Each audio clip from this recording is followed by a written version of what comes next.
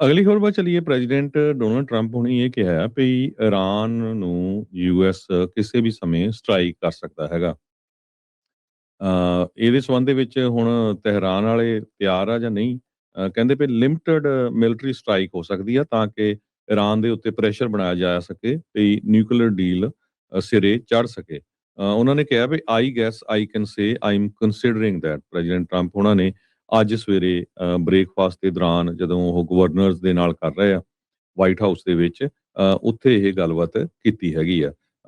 ਤਹਿਰਾਨ ਵਾਲੇ ਜੋ ਆ ਉਹ ਕੋਸ਼ਿਸ਼ ਕਰ ਰਹੇ ਆ ਵੀ ਕਿਸੇ ਤਰ੍ਹਾਂ ਇਹ ਲੜਾਈ ਝਗੜਾ ਨਾ ਹੋਵੇ। ਕੱਲਾ ਤਹਿਰਾਨ ਨਹੀਂ, ਈਰਾਨ ਨਹੀਂ, ਆਲੇ ਦੁਆਲੇ ਦੇ ਜਿਹੜੇ ਹੋਰ ਮੁਸਲਿਮ ਮੁਲਕ ਆ, ਉਹਨਾਂ 'ਚ ਵੀ ਜਿਹੜੀ ਇਹ ਅਨਸਟੇਬਿਲਿਟੀ ਕਾਫੀ ਆ ਸਕਦੀ ਹੈਗੀ ਆ।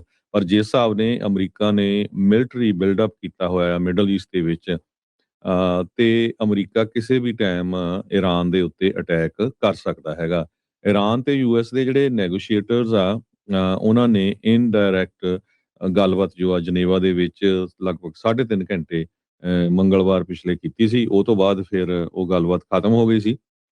ਪਰ ਈਰਾਨ ਦੇ ਟੌਪ ਦੇ ਜਿਹੜੇ ਡਿਪਲੋਮੈਟ ਹੈਗੇ ਅਵਾਸ ਅਗਾਚੀ, ਉਹਨਾਂ ਨੇ ਇਹ ਕਿਹਾ ਸੀ ਵੀ ਅਸੀਂ ਦੋਨੋਂ ਐਗਰੀ ਹੋਏ ਆ to set up of guiding principles. ਤੇ ਯੂਐਸ ਦੇ ਪ੍ਰੈਜ਼ੀਡੈਂਟ ਜੇਡੀ ਵੈਂਸ ਉਹਨਾਂ ਨੇ ਕਿਹਾ ਵੀ ਇਰਾਨੀਅਨਸ ਨੇ ਰੈੱਡ ਲਾਈਨਸ ਨੂੰ ਐਕਨੋਲੇਜ ਨਹੀਂ ਕੀਤਾ ਹੈਗਾ। ਸੋ ਇਹ ਸਾਰੀ ਗੱਲਬਾਤ ਹੋਣ ਦੇ ਦੌਰਾਨ ਵਾਈਟ ਹਾਊਸ ਨੂੰ ਬਰੀਫ ਵੀ ਕੀਤਾ ਗਿਆ ਯੂਐਸ ਮਿਲਟਰੀ ਵੀ ਕਿਸੇ ਵੀ ਟਾਈਮ ਜੋ ਆ ਇਸ ਵੀਕਐਂਡ ਦੇ ਦੌਰਾਨ ਅਟੈਕ ਕਰ ਸਕਦੀ ਹੈਗੀ ਆ, ਜਿੰਨਾ ਕੁ ਬਿਲਡ ਅਪ ਹੋਇਆ ਹੈਗਾ। ਇਹ ਸਾਰੀ ਹੁਣ ਇੱਕ ਥ੍ਰੈਟ ਆ ਜੰਗ ਦੀ।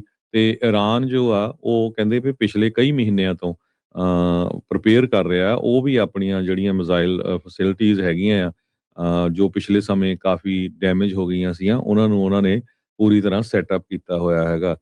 ਪਿਛਲੀ ਵਾਰੀ ਉਹਨਾਂ ਦੇ ਏਅਰ ਬੇਸਿਸ ਦੇ ਉੱਤੇ ਜੋ ਅਟੈਕ ਹੋਏ ਸੀ ਇਜ਼ਰਾਈਲ ਵਾਲਿਆਂ ਨੇ ਕੀਤੇ ਸੀ, ਤਾਂ ਉਹਦੇ ਨਾਲ ਉਹਨਾਂ ਦਾ ਕਾਫੀ ਜ਼ਿਆਦਾ ਨੁਕਸਾਨ ਹੋਇਆ ਸੀਗਾ। ਜੂਨ ਮਹੀਨੇ ਦੇ ਵਿੱਚ ਇਜ਼ਰਾਈਲ ਨੇ ਇੱਕ ਸਰਪ੍ਰਾਈਜ਼ ਅਟੈਕ ਈਰਾਨ ਦੇ ਉੱਤੇ ਕਰ ਦਿੱਤਾ ਸੀ ਤੇ ਉਹਨਾਂ ਦੇ ਕਾਫੀ ਜਿਹੜੇ ਜਨਰਲ ਵਗੈਰਾ ਆ ਉਹ ਵੀ ਮਾਰੇ ਗਏ ਸੀ। ਜੀ, ਬਿਲਕੁਲ।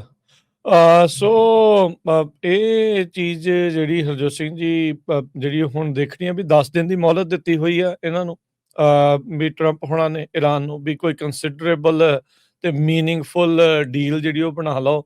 ਜੇ ਨਹੀਂ ਬਣਾਉਂਦੇ ਤਾਂ ਫਿਰ ਇਹ ਹੁਣ ਲਿਮਿਟਿਡ ਮਿਲਟਰੀ ਸਟ੍ਰਾਈਕਸ ਦੀ ਗੱਲ ਆਖੀ ਆ। ਸੋ ਇਹ 10 ਦਿਨਾਂ ਦੇ ਵਿੱਚ ਕਰਨਗੇ ਜਾਂ 10 ਦਿਨਾਂ ਤੋਂ ਬਾਅਦ 'ਚ ਕਰਨਗੇ, ਇਹ ਦੇਖਣ ਵਾਲੀ ਜਿਹੜੀ ਉਹ ਗੱਲ ਰਹੇਗੀ। ਕਦੋਂ ਤੇ ਤੀਜੀ ਜਿਹੜੀ ਮੁਲਾਕਾਤ ਜਾਂ ਤੀਜੀ ਜਿਹੜੀ ਗੱਲਬਾਤ ਆ ਉਹ ਕਦੋਂ ਇਹਨਾਂ ਦੀ ਆਪਸ ਦੇ ਵਿੱਚ ਹੁੰਦੀ ਆ, ਉਹ ਵੀ ਜਿਹੜੀ ਉਹ ਦੇਖਣ ਵਾਲੀ ਗੱਲ ਰਹੇਗੀ। ਸੋ ਇਹ ਜਿਹੜੀ ਸਿਚੁਏਸ਼ਨ ਇਸ ਟਾਈਮ ਉੱਧਰ ਬਣੀ ਪਈ ਆ। ਈਰਾਨ ਦਾ ਜਿਹੜਾ ਅਰਗਾਚੀ ਦਾ ਤੁਸੀਂ ਜਿਨ੍ਹਾਂ ਦਾ ਜ਼ਿਕਰ ਕਰ ਰਹੇ ਆ, ਜਿਹੜੇ ਉਹ ਫੋਰਨ ਮਿਨਿਸਟਰ ਆ ਉਹਨਾਂ ਦੇ, ਉਹਨਾਂ ਨੇ ਕਿਹਾ ਵੀ ਉਹਨਾਂ ਨੇ ਕਿਹਾ ਵੀ ਯੂਐਸ ਨੇ ਰਿਕੁਐਸਟ ਨਹੀਂ ਕੀਤੀ ਜ਼ੀਰੋ ਇਨਰਿਚਮੈਂਟ ਦੇ ਜਿਹੜੇ ਉਹ ਬਾਬਤ ਜਿਹੜਾ ਈਰਾਨ ਦਾ ਨਿਊਕਲੀਅਰ ਪ੍ਰੋਗਰਾਮ ਆ ਤੇ ਉਸ ਨੂੰ ਜਿਹੜਾ ਉਹ ਲੈ ਕੇ। ਸੋ ਹੁਣ ਇਹ ਵੀ ਮੁੱਦਾ ਜਿਹੜਾ ਹਰਜੋਤ ਸਿੰਘ ਜੀ ਛਿੜਿਆ ਹੈਗਾ ਆ ਵੀ ਕਿਸ ਤਰੀਕੇ ਦੇ ਨਾਲ ਅੱਗੇ ਜਿਹੜੀ ਉਹ ਗੱਲ ਇਸ ਦੇ ਵਿੱਚ ਬਣਦੀ ਹੈ, ਕਿਉਂਕਿ ਇਜ਼ਰਾਈਲ ਬਿਲਕੁਲ ਵੀ ਨਹੀਂ ਚਾਹੁੰਦਾ ਵੀ ਚਾਹੇ ਉਹ ਆਪਣੀ ਪਾਵਰ ਦੇ ਲਈ ਜਾਂ ਨਿਊਕਲੀਅਰ ਪਲਾਂਟਸ ਬਣਾਉਣ ਦੇ ਲਈ ਵੀ ਜਿਹੜੀ ਕਿਸੇ ਤਰੀਕੇ ਦੀ ਐਨਰਿਚਮੈਂਟ ਆ ਯੂਰੇਨੀਅਮ ਦੀ ਈਰਾਨ ਮਾੜੀ ਮੋਟੀ ਵੀ ਜਿਹੜੀ ਉਹ ਕਰ ਸਕੇ।